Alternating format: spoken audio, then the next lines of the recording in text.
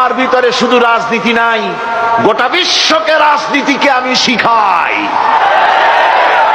অর্থনীতি শিখাই, পৃথিবী চলবে কিভাবে তা আমি দেখাই।